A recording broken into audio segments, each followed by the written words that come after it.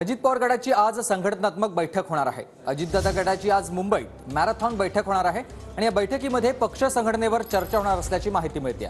बैठकीमध्ये आगामी निवडणुकांबाबत देखील मंथन होणार आहे। या बैठकीला काहीच वेळात सुरुवात होईल। अक्षय मनकली माझे सहकारी आपल्यासोबत थेट जोडले गेलेत। अक्षय, आपण बघतोय अत्यंत महत्त्वाच्या बैठकी आज होणार आहेत।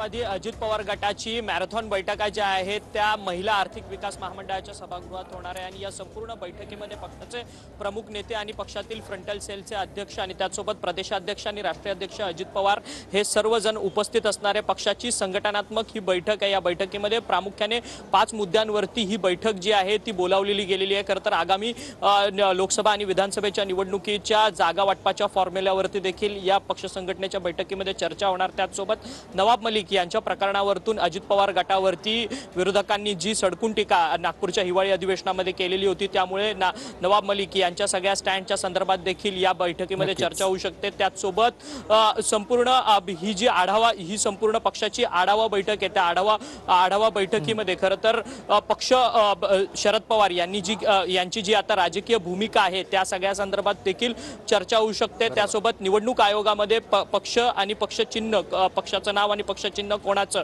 या देखील निवडणूक आयोगाच्या संदर्भात देखील या बैठकीमध्ये चर्चा होऊ शकते। त्यामुळे एकंदरीतच हे सगळे महत्त्वाचे मुद्दे आहेत। त्या महत्त्वाच्या मुद्द्यांवरून या सगळ्या संदर्भात बैठकीमध्ये चर्चा होऊ शकते। सोबतच मराठा आणि कुणबी यांचा जो वाद सुरू आहे त्यामध्ये छगन भुजबळ हे अजित पवार गटाचे प्रमुख नेते आहेत। त्यामुळे मराठा आणि कुणबी आणि छगन भुजबळ यांनी घेतलेला या सगळ्या संदर्भातला स्टँड या सर्व बाबतीतली चर्चा जी आहे वेगवेगळ्या विषयांवर या बैठकीमध्ये मंथन होणार आहे। धन्यवाद तुम्ही दिलेल्या सविस्तर माहितीसाठी।